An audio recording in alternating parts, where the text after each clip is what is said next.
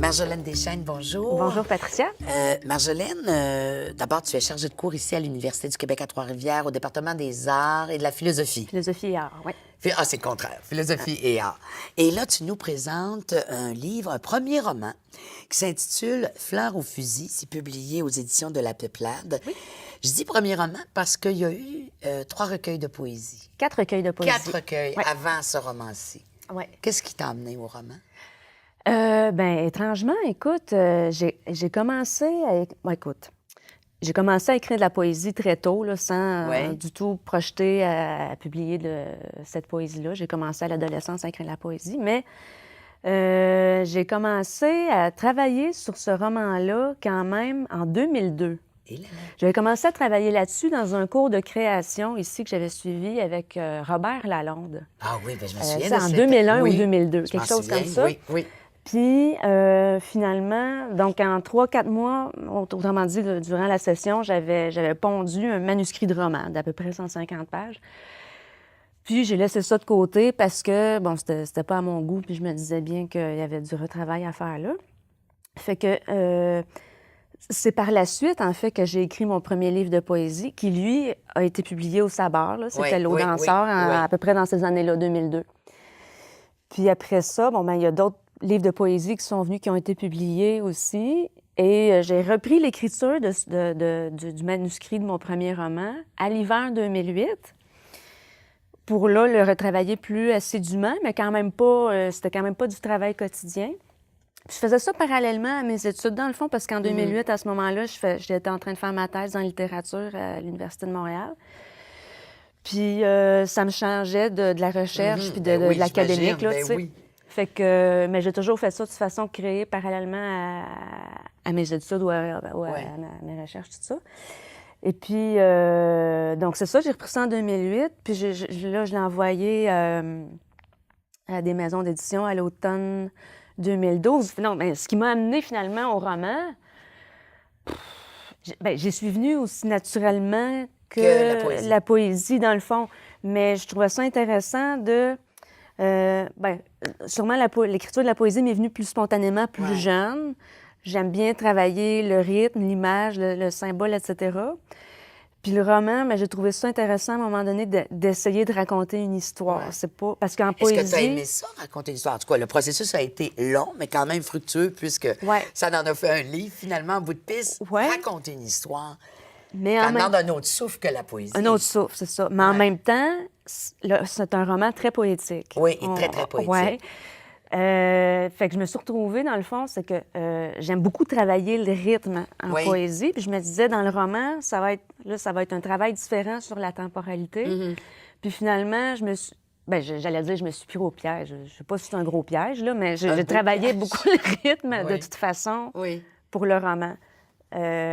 Tu dis justement que ce sont des romans, alors que ce sont des recueils de poésie, mais par contre, tout autour de ce livre-là, il y a une phrase qui m'a profondément bouleversée, puis j'ai l'impression que ça résume un peu ta façon de voir. C'est, je te cite, « Partir de l'obus reçu au ventre », au niveau de la création. Donc, est-ce que cet obus-là se retrouve à la fois dans la poésie et dans le roman? Oui, certainement, dans le sens où j'ai pas envie d'une littérature gratuite. J'ai envie qu'il y ait quelque chose d'humain qui passe à travers ça. On m'a reproché à un moment donné d'avoir trop axé mon travail sur la forme pour ce roman-là. Je trouve que c'est faux. Je trouve que c'est plein d'humanité, ce roman-là. Puis là, je ne vais pas me lancer des fleurs en disant ça, mais c'est plein d'émotions, tu sais. Mais c'est parce qu'il y a un exercice, dans le fond, c'est qu'il y a une analyse de la création. C'est que, dans le fond, on se promène dans le roman, c'est l'histoire d'une fille, finalement, qui s'en va en Belgique, mais qui part de chez elle, et puis qui a déjà écrit un roman, et là, prend congé d'écriture, se ramasse là-bas. Donc, il y a la réflexion sur l'écriture, la création, puis en même temps, sa propre vie à elle, avec un passé, une enfance de violence, etc. Alors, tout ça, on se promène à la fois entre la conceptualisation, je dirais, la réflexion sur la création. La création, puis en même temps, la vie.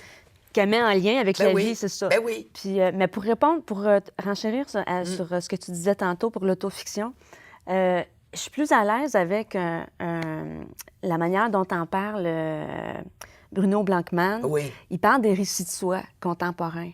Parce que l'autofiction, c'est, là, il y a tout le monde qui se sont approprié le concept, ils ne sait plus trop ce que ça veut dire. Qu'est-ce que ça veut dire, c'est ça. Puis, les récits de soi, ce que Blankman appelle les récits de soi contemporains, c'est, on en trouve aussi bien en France qu'au Québec, c'est, oui, l'auteur peut prendre certains éléments, certains petits éléments ou plus ou moins importants de sa biographie, mais il y a toujours un souci de créer d'inscrire ça dans une perspective culturelle et sociale, de sorte que ça parle au monde, finalement, tu sais, que ça soit pas... Ouais. Autrement dit, c'est pas... Ça te cloisonne pas ou ça te confine pas à parler de toi, mais de te servir de toi pour créer une histoire, d'une certaine façon. Oui, c'est comme Annie Ernaux, puis là, je suis pas du tout en train de comparer ce que je fais à elle, parce que je la trouve beaucoup meilleure que moi. Mais, par exemple, Annie Ernaux, de qui on dit qu'elle écrit de l'autofiction, ben on pourrait dire, Bruno Blankman va dire justement, mais Ernaux, elle fait plutôt des récits de soi, parce qu'on voit beaucoup, elle raconte beaucoup le social à travers... On sait que il y a beaucoup d'éléments autobio dans ce qu'elle écrit, mais il y a tellement une dimension sociale aussi qui ressort de ces textes qu'on ne peut pas dire que c'est une littérature narcissique, finalement. C'est ça. Ça, je suis mal à l'aise avec le mot autofiction. Non, mais je suis contente, ça nous a permis finalement de clarifier la thématique et le concept. Alors donc, c'est un roman qui parle de tout ça, de cette vie-là, et qui parle beaucoup de l'enfance et de la violence. Si tu avais un mot pour décrire ce livre-là, un mot qui te vient spontanément. Fleur. OK. Et moi, je dirais fleur au fusil, ça donne déjà, moi qui l'ai lu, le ton, fleur, la possibilité, l'espoir.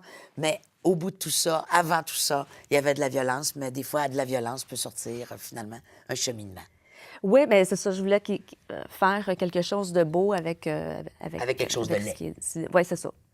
Ben, écoute, je te remercie, Marjolaine, d'avoir été avec nous. Bonne continuation. Merci beaucoup, On se reparle. Patricia. Merci.